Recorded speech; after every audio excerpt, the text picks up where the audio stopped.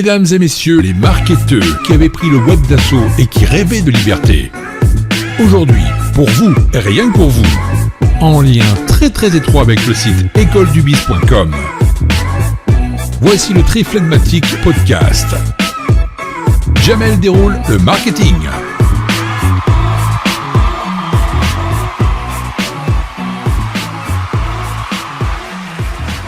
C'est Jamel du site écoledubiz.com. J'espère que vous allez bien. Merci d'avoir cliqué, d'avoir téléchargé cet épisode de Jamel déroule le marketing. Alors une nouvelle fois, on va essayer de parler d'un truc qui a trait à la persuasion, au marketing, au copywriting, à la construction de business avec ce nouvel épisode. Mais avant de plonger les deux pieds dans le plat, juste un petit rappel, un bref rappel sur le www.écoledubiz.com, donc école avec un K, BIZ à la fin, donc écoledubiz.com. Vous retrouverez, si le cœur vous en dit, des formations gratuites en copywriting. Voilà. Je vous en dis pas plus. Allez faire un tour si le copywriting vous intéresse. Voilà, alors, je suppose que vous avez vu le film Fight Club. C'est un film, je pense que au moins 7 ou 8 personnes sur 10 ont vu dans leur vie. Alors, pourquoi j'en parle ? Parce que sans trop vous spoiler le truc, en fait, c'est un film qui se base sur un peu sur la schizophrénie ou le dédoublement de personnalité.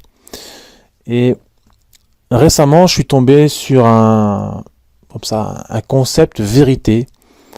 Je m'étais pas trop posé la question en fait auparavant, mais ça m'a vraiment sauté aux yeux. C'est que en tant que marketeur copywriter, je me creuse souvent les méninges sur des concepts du marketing. Et il y en a un qui est comme ça complètement schizo.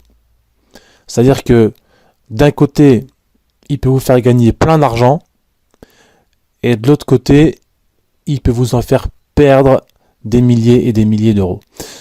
Et ce concept, c'est tout simplement le concept que beaucoup de publicitaires ont utilisé, que beaucoup de marketeurs et de copywriters utilisent dans leur page de vente ou dans leurs éléments de marketing, parce que ce concept, il est efficace. Pourquoi ? Parce que la psychologie humaine répond à ce concept-là, répond à ce stimulus-là de manière très efficace et de manière très dynamique. En fait, je vous parle ici du concept de ce qui est nouveau, de la nouveauté. Regardez, quand vous croisez une personne que vous connaissez dans la rue, ou quand vous avez au téléphone une personne qui vous est chère, il y a une expression qui est « quoi de neuf ?» Alors quoi de neuf, ça ne veut pas dire forcément qu'on s'intéresse à ce qu'il y a de nouveau dans la vie de la personne, ça veut juste dire ça va. Mais je trouve que l'expression, elle n'est pas si anodine que ça. Parce que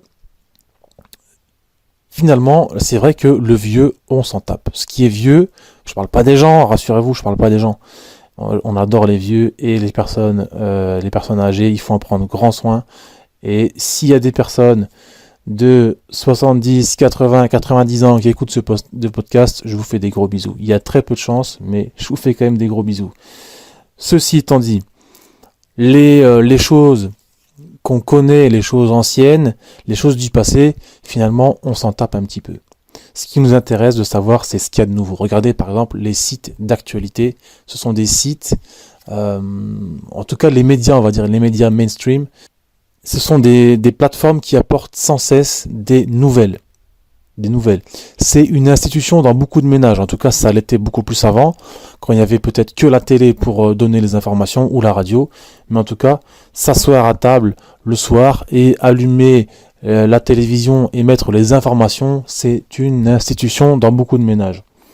Voilà, parce que tout simplement, il y a un côté qui appelle à beaucoup de curiosité en fait finalement dans les nouvelles, dans ce qu'il y a de nouveau.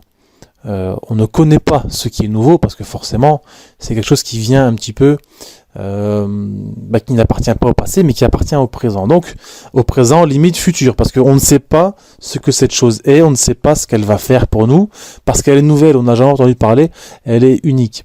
Donc il y a un côté curiosité, et vous le savez comme moi, la curiosité pour intéresser les gens, pour attirer leur attention, et même surtout pour leur vendre, c'est un élément qui est très puissant. Donc savoir jongler avec ça, c'est très important. Ça, je l'ai déjà répété à maintes et maintes reprises. Si vous lisez mes emails, vous êtes déjà au courant. Si vous êtes abonné à Écriture Persuasive, vous êtes au courant. C'est un des concepts sur lesquels, en tout cas moi, je travaille beaucoup et je cherche sans cesse des moyens de m'en servir. Les grandes marques, elles ont flairé le truc depuis bien longtemps, depuis belle lurette, depuis les années 40, 50, 60, peut-être même avant. Après, j'ai pas toujours les dates en tête au niveau des pages de vente que j'étudie, mais je sais qu'il y a des pages de vente dans ces années-là qui se sont basées c'est-à-dire qui vendaient des produits qui découlaient d'opportunités finalement au moment où l'industrie s'est développée. Quand l'industrie s'est beaucoup développée dans les années que je vous ai citées, 40, 50, 60, il y a eu plein d'opportunités qu'on a vraiment utilisé à outrance ce truc-là. Et on l'utilise toujours aujourd'hui, en 2020, heure à laquelle j'enregistre cet épisode. On utilise encore beaucoup ce concept de la nouveauté, de ce qui est nouveau, parce qu'on sait que ça appelle vraiment aux tripes des gens. Les gens sont attirés par ça. Vous avez les nouveaux parfums qui sortent, vous avez le nouvel iPhone, le nouveau téléphone, vous avez le nouveau modèle Mercedes, vous avez le nouveau biscuit, vous avez la nouvelle bouteille d'eau, le nouveau soda, la nouvelle fibre optique, ou je ne sais quoi, je ne sais quelle technologie, je ne sais quelle invention. Les marques d'ailleurs en font souvent leur cheval de bataille. Elles préfèrent souvent donner une petite variante complètement nouvelle d'un produit déjà ancien pour rebooster les ventes.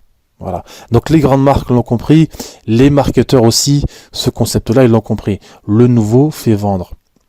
Personnellement, si je devais faire une petite introspection sur le travail que je fais pour mes clients, regarder un petit peu dans l'historique des pages de vente ou des emails ou des séquences que j'ai pondues pour mes clients, finalement, celles qui ont toujours performé le mieux, c'est celles dans lesquelles, c'est-à-dire que ce sont les projets dans lesquels j'ai pu comme ça extirper un élément unique dans le produit vendu, unique dans le mécanisme utilisé pour développer la solution. Et au-dessus de ça, non seulement j'ai identifié le caractère unique, parce que de toute façon ce qui est unique est nouveau par définition, c'est comme 1 plus 1 égale 2, mais au-dessus de ça, en plus dans le copywriting, trouver un angle unique, donc un angle nouveau, ça aussi, ça attire beaucoup d'attention. Donc si je regarde comme ça dans les projets qui ont le mieux fonctionné, c'est à chaque fois parce que j'ai réussi à trouver des mécanismes, des axes, des angles ou des éléments uniques dans le produit et dans le marketing que je pouvais produire pour faire des ventes. D'ailleurs, ce concept de nouveauté, il a des tentacules partout dans mon marketing finalement. Quand je regarde aussi dans mes emails, dans les emails en tout cas, peut-être des marketeurs qui fonctionnent le mieux, c'est que, surtout quand on écrit tous les jours à sa liste, et comme c'est mon cas, renouveler les contenus, renouveler les thèmes, c'est super important parce que au bout d'un moment, un mail tous les jours, ça va bien. On vous parle de régularité, on vous parle de faire l'effort, mais quand derrière vous êtes complètement, quand on s'attend finalement au contenu que vous allez sortir, quand on sait plus ou moins la couleur de votre email avant qu'elle arrive dans la boîte, dans votre boîte mail, on peut perdre en efficacité. Donc voilà, ici aussi, la nouveauté donc le renouveau des contenus, alterner les thèmes et les sujets. Pareil, si vous créez des articles de blog, des vidéos, du podcast, ou vous publiez sur les réseaux sociaux, il est important aussi d'avoir toujours ce petit facteur nouveau. Vous le savez, on est à l'époque du scroll, alors on scrolle sur son téléphone toute la journée. Pourquoi ? Parce qu'on cherche la petite info qui est nouvelle, le petit truc nouveau. Parce qu'on a un petit shoot de dopamine en fait qui vient parce qu'on va découvrir un truc nouveau. On est à la recherche, on est en quête du nouveau. Les modes, que ce soit vestimentaire, donc principalement quand on parle de la mode c'est vestimentaire, mais il y a d'autres modes, ça peut être des modes dans l'art, dans la musique, etc. Ça brasse beaucoup d'argent. Encore une fois, c'est basé sur le concept de ce qui est nouveau. Donc, je vais déjà faire une petite pause ici avec ce qu'on vient de dire ici. Donc, tout ça pour vous dire que savoir utiliser le concept de la nouveauté ou de ce qui est nouveau pour vendre, c'est efficace. C'est quand vous avez un projet commercial, c'est efficace. Parce que ça vous permet de gagner de l'argent. Maintenant, je vous ai dit que il y avait un côté schizo dans ce concept-là. Et donc, le revers de la médaille, c'est qu'au niveau de la mentalité du tout nouveau en business, elle peut aussi vous coûter de l'argent. Alors, il y a une partie importante du temps qu'on consacre à nos aventures businessiennes, comme je le dis, à nos projets marketing, c'est ce qu'on se met dans le cerveau. C'est la formation qu'on se donne, c'est la façon dont on développe ses compétences. Ça, c'est une part importante. Surtout quand on débute ou quand on est un petit peu jeune dans le game, ça fait peut-être 2-3 ans même, vous avez comme besoin de vous former. En fait, sans cesse, on a besoin de se former. Donc, c'est vraiment un axe important. C'est un critère du succès. Moi, j'ai jamais vu autant d'amélioration dans mes ventes, dans mes chiffres d'affaires, que ce soit au niveau de mes projets freelance, mes projets donc pour mes clients, mes projets personnels, ou sur l'école du biz, ou sur les thématiques que je touche à côté, que depuis que je me forme. J'ai jamais vu autant de succès que depuis que je me forme. C'est limite à vue d'œil. Quand on choisit bien sa formation, on fait immédiatement, on fait des meilleures performances. Donc c'est un élément capital, c'est un élément crucial, se former. Mais le problème, c'est que il y a beaucoup de gens, quand ils se forment, ils ont ce qu'on appelle le syndrome de l'objet qui brille. Donc ça veut dire que on est habitué à quelque chose, on est dans une espèce de routine, et puis hop, il y a un mec qui vient avec un objet brillant. Waouh! Et alors on regarde là-bas au loin, qu'est-ce que c'est? On se rapproche, on regarde, on s'intéresse, on lit les emails, on lit les pages de vente, on est séduit, boum, on l'achète. Puis on se réhabitue au truc. Et de nouveau, il y a maintenant, c'est plus Pierre, c'est Jacques, il va faire un nouveau lancement avec un tout nouveau système, et de nouveau l'objet il se met à briller là-bas au loin, on se rapproche, on regarde, on lit les emails, on lit la page de vente, on est séduit, le mec a fait un bon boulot, on achète, boum, etc., etc. Donc, il y a beaucoup de personnes qui ont ce syndrome-là de l'objet qui brille. Donc, ne jamais se contenter de ce qu'on a et chercher à chaque fois dans les solutions qui viennent qu'on ne possède pas. Finalement, c'est un petit peu le concept qui dit que l'herbe est plus verte ailleurs. Il faut savoir que si vous batifolez dans le marketing, le copywriting ou les thématiques comme ça, peu importe ce que vous vendez, peut-être que vous vendez de l'information qui est directement liée au marketing, peut-être que vous vendez de l'information qui est liée à la perte de poids ou autre. Toujours est-il que vos formations, elles doivent être plus marketing si vous voulez développer vos ventes. Mais dans les formations marketing, il y a rien de nouveau. Il n'y a rien de nouveau parce que les concepts, ils remontent à la nuit des temps parce que finalement, une vente, ce n'est jamais qu'un échange entre deux personnes, entre deux cerveaux humains. Donc, venir et dire ceci, c'est du jamais vu, ça va révolutionner votre vie, c'est déjà, il doit y avoir des draps rouges qui se mettent à danser devant vous. Il y a des lumières rouges là qui doivent s'allumer. Attention à ce qui est nouveau. Quand vous achetez de la formation, attention quand vous allez vers quelque chose de nouveau. Alors, il y a une grosse distinction entre les techniques et les principes. Ça, vous le savez certainement. Les techniques, elles peuvent être nouvelles. Mais les principes ne sont jamais nouveaux. Et puis, il y a quand même un truc qui est important aussi de savoir, c'est que, comme le dit l'expression, c'est dans les vieilles casseroles qu'on fait les meilleures soupes. Et moi, ça c'est un truc que j'ai appris un petit peu, des fois en me cassant la gueule en fait, en faisant l'amère expérience peut-être de situations par lesquelles j'étais embarrassé, des échecs, mais finalement ça m'a appris beaucoup de choses par rapport à ce concept du nouveau, et ça m'a fait revoir ma vision des choses, ça m'a donné une nouvelle vision des choses en fait. J'ai un client qui a encore fait appel à moi récemment, parce qu'un client qui est content, il s'en va pas, un client qui est content, il reste. Et il me disait, pour le premier lancement qu'on a fait, il me disait, Jamel, t'es en train de me faire des emails là, mais est-ce que c'est pas du réchauffé, quoi? Est-ce que c'est pas tout le monde a déjà vu les emails, c'est bon, je pense que il faudrait qu'on trouve un truc plus original, plus nouveau. Je lui dis, écoute, Tu penses à quoi? Qu'est-ce que tu aimerais faire? Qu'est-ce que tu aimerais bosser comme support de vente? Il me dit, je sais pas, on pourrait peut-être bosser sur Instagram ou sur les réseaux sociaux.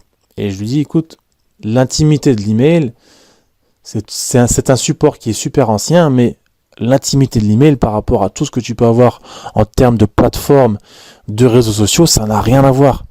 Les conversions, elles n'ont rien à voir. Et franchement, si j'étais attiré par les sirènes de la nouveauté, je serais allé chercher peut-être, je sais pas, du TikTok ou même Instagram, c'est déjà même un peu plus ancien, mais il y a toujours des plateformes qui sortent. Mais pourquoi je reste à l'email principalement? Parce que je sais déjà que c'est une de mes forces et comme le dit le grand Ben Gay, il faut vendre dans le canal dans lequel on est le plus fort. Il y en a c'est la vente en tête à tête, il y en a c'est la vente par téléphone, il y en a c'est la vente par le texte. Moi c'est par l'email, voilà, par le texte dans l'email. Donc je sais que je capitalise là-dessus. Et je fais profiter mes clients de ça également. Donc si j'avais écouté les sirènes des plateformes nouvelles et si j'avais peut-être pris l'avis de mon client un peu trop au sérieux, peut-être que j'aurais fait de la merde. Une autre anecdote, il y a quelques années, j'étais, on va dire, un semi-débutant. Voilà, j'étais plus trop débutant, j'étais pas non plus trop expérimenté. Et j'ai chopé un client, façon de parler. J'ai réussi à convaincre un client, donc j'ai prospecté, je l'ai convaincu, je lui ai sorti mon pitch commercial, il était convaincu, il a dit ok, on va tenter le truc. Et l'erreur que j'ai faite, c'était de venir avec une voix dans ses emails, parce que cette personne-là avait déjà une séquence d'emails en place, et on a voulu faire un test AB sur la séquence d'emails, et donc cette personne-là avait déjà 2 ou 3 emails dedans, dans le truc, dans une séquence. Et je dis ok, je vais moi aussi rédiger mes 2-3 emails, et puis on va comparer les deux.